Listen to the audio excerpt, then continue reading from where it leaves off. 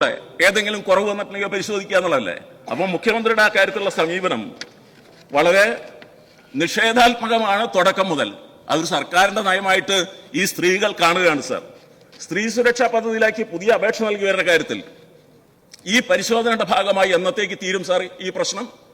പുതിയ അപേക്ഷകളല്ല, പഴയ അപേക്ഷകളല്ല കൊടുത്തിട്ടില്ല, പുതിയ അപേക്ഷകളും ഇപ്പൊ കൊടുത്ത് ഞങ്ങൾക്ക് ഈ സഹായം ഉണ്ടാകും എന്ന് പറഞ്ഞ് കാത്തിരിക്കുകയാണ്. അവരുടെ കാര്യത്തിൽ എന്താണ് സാർ ഇതിന്റെ സ്ഥിതി? ഈ കുടിശ്ശിക തുക കൊടുക്കാൻ സർക്കാർ നിലപാട് സ്വീകരിക്കുമോ എന്ന് വ്യക്തമാക്കുന്ന ചോദ്യത്തിന് മുഖ്യമന്ത്രി ഇല്ല എന്ന് വ്യക്തമായിട്ട് ഇവിടെ പറഞ്ഞിരിക്കുകയാണ്. അത് സാർ കേരളത്തിലെ സ്ത്രീ സമൂഹത്തിനോടുള്ള ഈ UDF സർക്കാരിന്റെ വെല്ലുവിളിയാണ്, നിഷേധാത്മകമായ സമീപനമാണ്. 16 ലക്ഷം വീട്ടമ്മമാരുടെ കണ്ണീര് കാണാൻ ഈ ഗവൺമെന്റ് ഇത്രയധികം ആഗ്രഹിക്കുന്നു എന്നുള്ളത് അതിശയകരമാണ് സാർ. ജനക്ഷേമ പദ്ധതികളെ തകർത്ത് സ്വകാര്യവൽക്കരണത്തിന്റെ നിലയിലേക്ക് പോകുന്ന ഈ സർക്കാർ നമ്മുടെ നാട്ടിലെ പാവപ്പെട്ടവരെ താല്പര്യം ബലികഴിക്കുന്ന ഈ നിലപാട് ഉൾപ്പെടെയാണ് സാർ ഇതിൽ പ്രതികരിക്കുന്നത്. അതുകൊണ്ടാണ് വളരെ ഗൗരവപ്പെട്ട 10-30 ലക്ഷത്തോളം വരുന്ന കേരളത്തിലെ സ്ത്രീ സമൂഹത്തെ ബാധിക്കുന്ന ഈ ഗൗരവപ്പെട്ട വിഷയം സഭ നിർത്തിവെച്ച് ചർച്ച ചെയ്യേണ്ട ഏറ്റവും അടിയന്തര പ്രാധാന്യമുള്ള വിഷയമാണ് സാർ. അതുകൊണ്ട് ഈ വിഷയം സഭ നിർത്തിവെച്ച് ചർച്ച ചെയ്യണം എന്ന് ഞാൻ ആവശ്യപ്പെടുന്നു. ബഹുമാനപ്പെട്ട മുഖ്യമന്ത്രി. സർ, ഇവർ അധികാരത്തിലിരുന്നത് 120 മാസമാണ്, 10 വർഷം. 120ാമത്തെ മാസം പ്രഖ്യാപിച്ചൊരു പരിപാടിയാണ് സാർ. ഞങ്ങളുടെ പ്രകടന പത്രികയിലുണ്ട്, ഞങ്ങളുടെ പ്രകടന പത്രികയിലുണ്ടെന്ന് പറയുന്നത്. സാറെ, പ്രകടന പത്രികയിലുള്ള കാര്യം തുടങ്ങുമ്പോഴാണോ അവതരിപ്പിക്കുന്നത്, പോകുന്ന പോക്കിനാണോ അവതരിപ്പിക്കുന്നത്, നടപ്പാക്കുന്നത്? അല്ല, നിങ്ങൾ 2500 രൂപയുടെ സാമൂഹ്യ സുരക്ഷാ പെൻഷൻ കൊടുക്കുന്നത് അത് പറഞ്ഞിട്ടാണ് വോട്ട് ചെയ്തി അധികാരത്തിൽ വന്നത്. എന്നിട്ട് 4.25 കൊല്ലക്കാലം 1 രൂപ കൂട്ടിക്കൊടുത്തില്ല. പഞ്ചായത്ത് ഇലക്ഷന്റെ തൊട്ട് മുമ്പ് ഒരു 400 രൂപ കൂട്ടി 2000 ആക്കി. പോണ പോക്കിന് അങ്ങനെയാണോ പ്രകടന പത്രിക നടപ്പാക്കുന്നത്? ഞങ്ങൾ നോക്ക്, ഞങ്ങൾ പ്രകടന പത്രിക, ഇവിടെ പ്രകടന പത്രികയെ കുറിച്ച് പറഞ്ഞുകൊണ്ടാണ് ഞാൻ പറഞ്ഞത്, ഞാനൊന്നും പറയില്ല. ഞങ്ങൾ ആദ്യത്തെ മാസത്തിൽ സ്ത്രീകളുടെ സൗജന്യ യാത്ര ഞങ്ങൾ നടപ്പിലാക്കി. ആദ്യത്തെ ക്യാബിനറ്റിൽ തീരുമാനിച്ച് 1 മാസത്തിനുള്ളിൽ സ്ത്രീകൾക്ക് സൗജന്യ യാത്ര നടപ്പാക്കി. ഞങ്ങള് ഇവിടെ സ്ത്രീകളോട്, ഇത് ശരിയല്ല, അത് നിങ്ങൾ ഇപ്പുറത്ത് 99 പേര് ഇരിക്കുന്ന സമയത്ത് ഞാൻ അപ്പുറത്ത് നിന്ന് ഞാൻ പറയാനുള്ളത് പറഞ്ഞിട്ടാണ് പോയിട്ടുള്ളത്, പ്രതിപക്ഷ നേതാവായിരിക്കുന്നു. ഇപ്പൊ ഞാൻ വന്നിരിക്കുന്നത് ഒറ്റയ്ക്കല്ല, 101 പേര് കൂടിയിട്ടാ. അപ്പൊ ഞാൻ ശരിക്കും പറയാനുള്ളത് പറഞ്ഞിട്ടേ പോവുള്ളൂ. ഒരു ബഹളം ഉണ്ടാക്കിയാലും ഞാൻ മാറില്ല. നിങ്ങള് സ്ത്രീകളോട് സ്നേഹം. ഈ ആശാവർക്കർമാര് ആ തെരുവില് സമരം ചെയ്തില്ലേ എത്ര മാസക്കാലം? നിങ്ങൾ തലമുണ്ടനം ചെയ്തില്ലേ സ്ത്രീകൾ? നിങ്ങൾ അവർക്ക് സഹായിച്ചില്ല എന്ന് മാത്രമല്ല, നിങ്ങൾ അവരെ കളിയാക്കി, പരിഹസിച്ചു, പാട്ടവർക്കികളെന്ന് പറഞ്ഞു, എന്തെല്ലാം മോശമായ വാക്കുകൾ ഉപയോഗിച്ചു. സാർ, ഞങ്ങൾ എന്താ ചെയ്തത്? ആദ്യത്തെ മന്ത്രിസഭാ യോഗത്തിൽ തന്നെ അവർക്ക് 3000 രൂപ ഞങ്ങൾ കൂട്ടിക്കൊടുത്തു. സാർ, അത് മാത്രമല്ലല്ലോ, അംഗൻവാടി തൊഴിലാളികൾക്ക് സ്ത്രീകളാണല്ലോ, പാചക തൊഴിലാളികൾ, പ്രീ പ്രൈമറി അധ്യാപകർ അവർക്ക് എല്ലാവർക്കും ആദ്യത്തെ ക്യാബിനറ്റിൽ തുക വർദ്ധിപ്പിച്ച് നൽകി.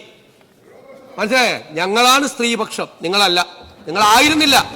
നിങ്ങൾ സ്ത്രീ വിരുദ്ധ പക്ഷ നിലപാടാണ് എടുത്തിരിക്കുന്നത്. ബഹുമാനപ്പെട്ട അംഗം ആ സ്ത്രീപക്ഷത്തെ കുറിച്ച് എന്നെ ഓർമ്മിപ്പിച്ചതുകൊണ്ട് മാത്രമാണ് ഞാൻ, അല്ലെങ്കിൽ ഇതിന് മറുപടി പറയേണ്ടതല്ല. സാർ പ്ലീസ്, ഞാൻ പറയട്ടെ, ഇരിക്കും സാർ. പിന്നെ നിങ്ങൾ പോകുന്ന പോക്കിൽ ഈ പെൻഷൻ കൊടുത്തതുപോലെ തന്നെ ഇപ്പൊ പറഞ്ഞു പേ കമ്മീഷൻ. നിങ്ങൾ പറഞ്ഞല്ലോ സാമ്പത്തികമായ ബാധ്യതകളെ കുറിച്ചാണല്ലോ പറഞ്ഞത്, വൈറ്റ് പേപ്പറിനെ കുറിച്ചൊക്കെ പറഞ്ഞു, അദ്ദേഹം പറഞ്ഞു. സാർ, പേ കമ്മീഷൻ എല്ലാ ഗവൺമെന്റും അതാത് സമയത്ത് നേരത്തെ പേ കമ്മീഷൻ പ്രഖ്യാപിച്ച് അവരുടെ നടപടിക്രമങ്ങൾ പൂർത്തിയാക്കി ആ പേ കമ്മീഷന്റെ ശുപാർശകൾ ഇംപ്ലിമെന്റ് ചെയ്യും. നിങ്ങളല്ല, വൈറ്റ് പേപ്പറിനെ കുറിച്ചാണ് പറഞ്ഞത്. വൈറ്റ് പേപ്പർ നിങ്ങൾ പോണ പോക്കില് നിങ്ങൾ പേ കമ്മീഷൻ പ്രഖ്യാപിച്ചു, അതിന്റെ കാലാവധി ഈ സർക്കാരിന്റെ കാലത്ത് തീരും. നിങ്ങൾ കൊടുത്തോ? നിങ്ങൾ എത്രയോ വർഷക്കാലം DAയും DR-ഉം നിങ്ങൾ തടഞ്ഞു വെച്ചു. ലീവ് സറണ്ടർ നിങ്ങൾ തടഞ്ഞു വെച്ചു. എന്നിട്ട് പോകുന്ന പോക്കില് അത് കൊടുക്കാൻ പ്രഖ്യാപിച്ചു. കൊടുക്കേണ്ടതെല്ലാം ഞങ്ങളാണ്. നിങ്ങൾ ചെയ്യാതിരുന്ന മുഴുവൻ കാര്യങ്ങളും ചെയ്യേണ്ടത് ഞങ്ങളാണ്. ഞാൻ പറഞ്ഞല്ലോ, പെൻഷൻ ഫണ്ട്, പെൻഷൻ നിങ്ങൾ കൊടുത്തു, സാമൂഹ്യ സുരക്ഷാ പെൻഷൻ കൊടുത്തു. പക്ഷെ പെൻഷൻ ഫണ്ട് കടമെടുത്തിരിക്കുകയാണ്. എത്രയാ കടം?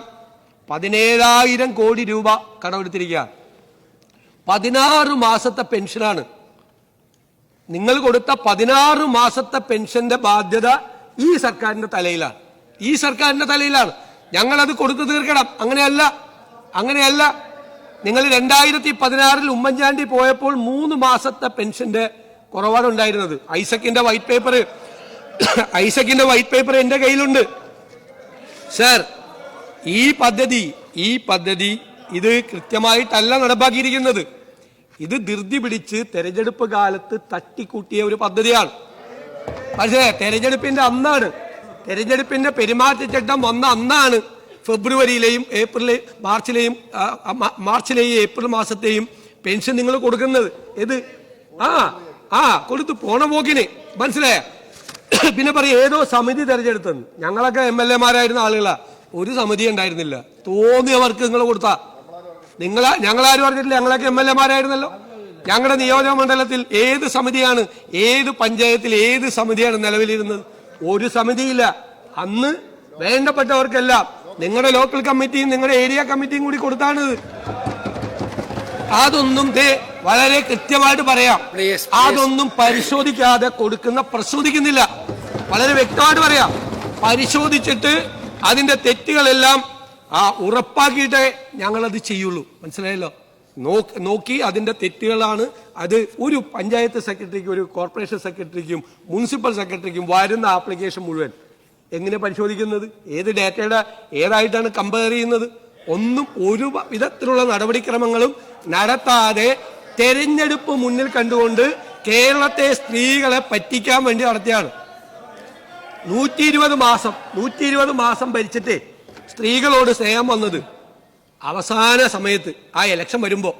അതെന്താ കാര്യം? ലോക്കൽ ബോഡി ഇലക്ഷനിൽ നല്ല കനത്ത തിരിച്ചടി കിട്ടി. അത് കഴിഞ്ഞപ്പോഴാണ് ഇത് കൊടുക്കാൻ തീരുമാനിച്ചത്. മനസ്സിലായല്ലോ? കൊടുക്കാൻ തീരുമാനിച്ചത് അപ്പോഴാണ് കൊടുത്തത്. മാർച്ച് 16-ാം തീയതി കൊടുത്ത കേസാണ്. അതുകൊണ്ട് ഇത് പരിശോധിച്ചിട്ട് മാത്രമേ കൊടുക്കുകയുള്ളൂ. ഒരു കാരണവശാലും ഇത് സഭാ നടപടികൾ നിർത്തിവെച്ച് ചർച്ച ചെയ്യേണ്ട ഒരാവശ്യമില്ല.